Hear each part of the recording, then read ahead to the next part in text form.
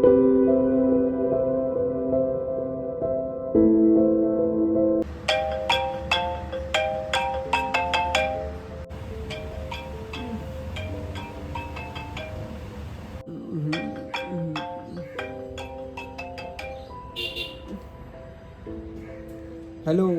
বলো। সোনু, তুই এখনো ঘুমোচ্ছিস? ওর তাড়াতাড়ি, 9টা বাজতে চললো। তুই না সবাইকে বলেছিস তুই তোর গল্পটা সবাইকে শোনাবি? সবাই অপেক্ষা করছে আর তুই পড়ে পড়ে ঘুমোচ্ছিস। হুম, কি বলো? 9টা বাজে চললো? হ্যাঁ হ্যাঁ, আমি ফোনটা রাখছি। হ্যাঁ হ্যাঁ হ্যাঁ, ঠিক আছে, আমি পরে ফোন করছি আবার। হুম,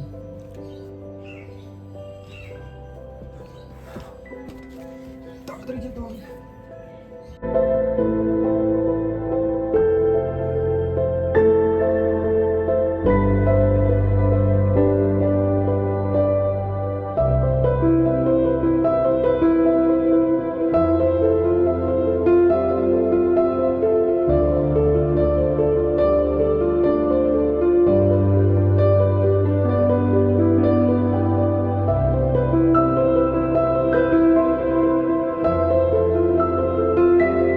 তো কেমন আছো তোমরা?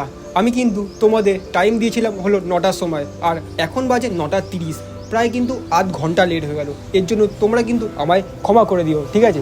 তো আজকে কিন্তু তোমাদের আমি বলেছিলাম যে সকাল 9টার সময় আমার যে ছোট গল্পটি আছে আমি কিভাবে, আর হ্যাঁ, তোমরা কিন্তু জানো আমি আইফোন কিনেছি, কিন্তু কিভাবে কিনেছি সেটা কিন্তু তোমরা জানো না। সেটাই শেয়ার করব তোমাদের সাথে। তোমরা কিন্তু শোনো আমার গল্পটা, আশা করি কিন্তু তোমাদের খুবই ভালো লাগবে। আর হ্যাঁ, তো চলো আর বেশি লেট করবো না, শুরু করা যাক আমার গল্প। আর তোমরা কিন্তু অবশ্যই শোনো আমার গল্প।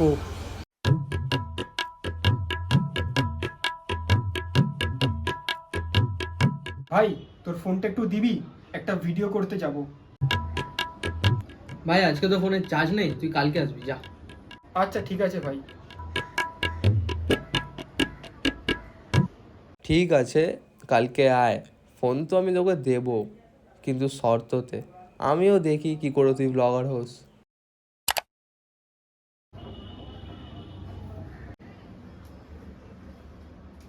ভাই, তুই বললিস আজকে আসতে, আমি আজকে এলাম। দে ভাই তোর ফোনটা, একটু একটা ভিডিও করব।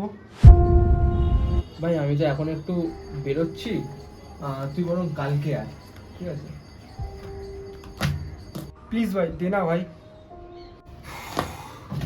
এত করে বলছিস যখন, ঠিক আছে তাহলে নিয়ে যা, কিন্তু একটা জিনিস মনে রাখবি, যদি কোনো ক্ষতি হয় ক্ষতিপূরণ দিতে হবে। ঠিক আছে ভাই, মঞ্জুর।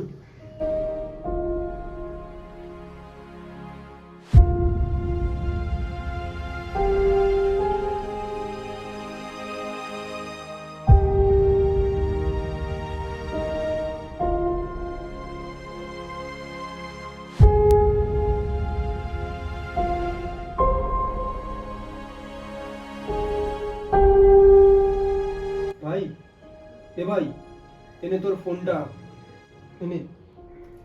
এসছিস ভাই যে? আরে কি হলো, ফোনটা তো গরম হয়ে গেছে কেন? আসলে ভাই ব্লক করছিলাম তো, ওই জন্যই গরম হয়ে গেছে। এ ভাই, ফোন ফোন গরম হয়ে গেছে, খারাপ হলে কি তুই এই দায়িত্ব নিবি আমার ফোনে? আরে ভাই দেখ, ব্যাটারি বেশি কমেনি, দেখ। কমেনি, একটু আর ফোনটা খারাপ হয়ে গেলে তখন কি হবে? গরম হয়ে গেছে ফোনটা তো। ঠিক আছে, পরের বার থেকে আর হবে না ভাই। তোকে আর কোনোদিন ফোনই দেবো না, যা ফোন। আর লোকের কথা শুনতে পারছি না, কি যে করব।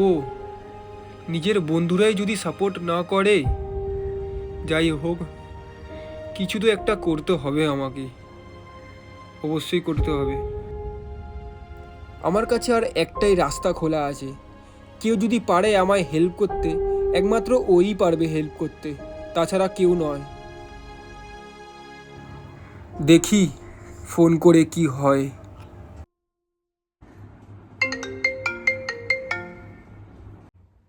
হ্যালো ভাই। হ্যালো। ভাই বলছি, তোর কাছে কোনো কাজ হবে? কাজ? আমার কাছে তো এখন কাজ নেই। হ্যাঁ, একটা দাদা আছে, ও তোকে কাজ দিতে পারবে। দেখ না ভাই, একটা কাজের জোগাড় করে দিতে পারিস কিনা, খুবই কাজের দরকার আমার। এক কাজ কর, তুই আমার সাথে বিকালবেলা দেখা কর, ঠিক আছে? বিকালবেলা দাদাটা আসছে, তোর সাথে আমি দেখা করিয়ে দেবো। ঠিক আছে ভাই, তাহলে কিন্তু বিকেলবেলা অবশ্যই আসিস। ঠিক আছে, রাখ, বিকালবেলা দেখা কর আমার সাথে। ভাই, তুমি বললে দাদাটা আসবে, তুমি একটুখানি ওয়েট করো, দাদাটা আসছে একটুখানি।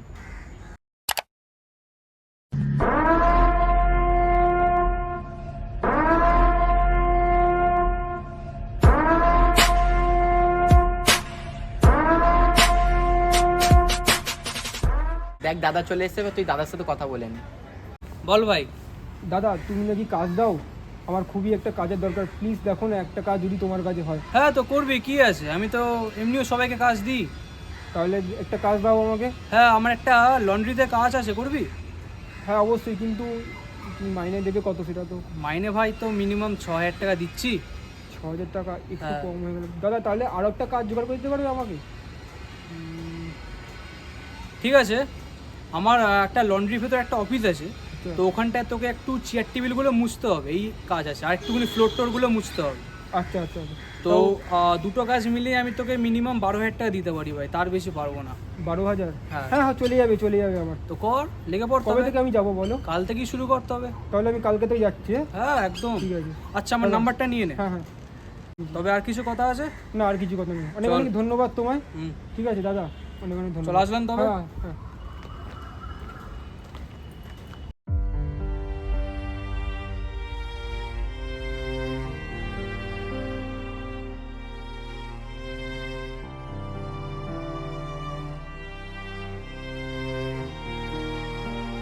এইভাবেই আমি কাজ করে যেতাম মন দিয়ে, দিনের পর দিন, রাতের পর রাত।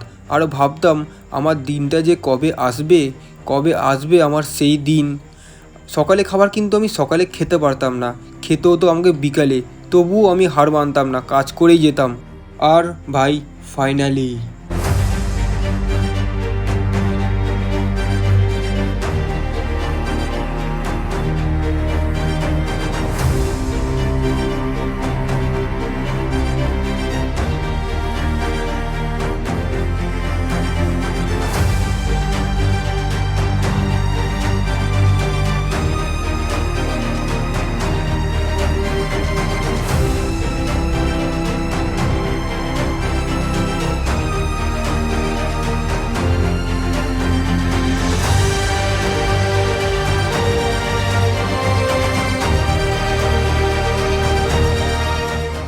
তো এই ছিল কিন্তু আমার ছোট গল্প।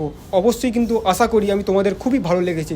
আর হ্যাঁ, যে কাজটা কিন্তু আমি বাস্তবে করেছি সেটাই কিন্তু ভিডিওর মাধ্যমে তোমাদের সামনে আমি তুলে ধরেছি, ঠিক আছে? আর এগুলোকে সবই আমি একা করেছি। আমার মানে হলো আমি যে ভিডিওর মাধ্যমে তোমাদের সামনে যে তুলে ধরলাম, এগুলো কিন্তু যে আমি সব কিছুই একা করেছি এগুলো কিন্তু একদমই নয়। যারা আমাকে সাপোর্ট করেছে পেছন থেকে, তাদের মধ্যে একজন হলো আমার মা।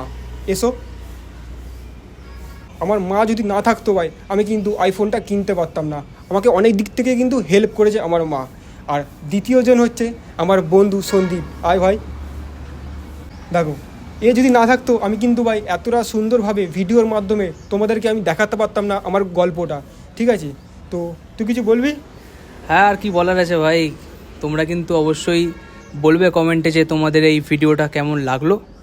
অনেক ভাই এফর্ট লেগেছে, ঠিক আছে, অনেক ভাই খাটনি লেগেছে। একদমই সত্যি, কিন্তু হ্যাঁ অনেকটা কিন্তু কষ্ট লেগেছে ভিডিওটা তৈরি করতে।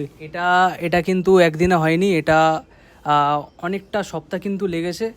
আর ডেলি আমরা বেরাতাম পার্টগুলোকে ভালো ভালো অ্যাঙ্গেলে, যে কোন জায়গায় গেলে ভিডিওটা দেখতে ভালো লাগবে, ওখানে গিয়ে কিন্তু আমরা শ্যুট করতাম। যাই হোক, ওভারঅল কিন্তু আজকের এন্ডিং হচ্ছে এই গল্পটা। আর আমার ভাই ফাইনালি কিন্তু আইফোনটা কিনলো, তার সাথে আমরা সবাই হেল্প করেছি, ঠিক আছে? স্পেশালি ওনার মাকে আমি থ্যাঙ্কস বলবো, ঠিক আছে? মা কিন্তু না থাকলে এই ব্যাপারটা একদমই হতো না। তো স্পেশাল থ্যাঙ্কস টু শ্রাবণের মা ভাই, আর কিচ্ছু না।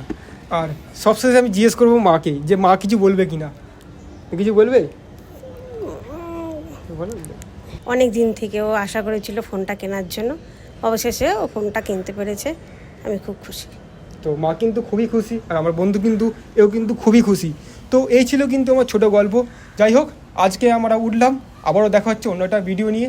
আর যাওয়ার আগে একটা কথা তোমাদের বলি, সামনে কিন্তু পুজো আসছে, তোমরা কিন্তু খুব ভালো করে পুজোটা কাটাও। তো চলো দেখা হচ্ছে অন্য একটা ইন্টারেস্টিং ভিডিও নিয়ে।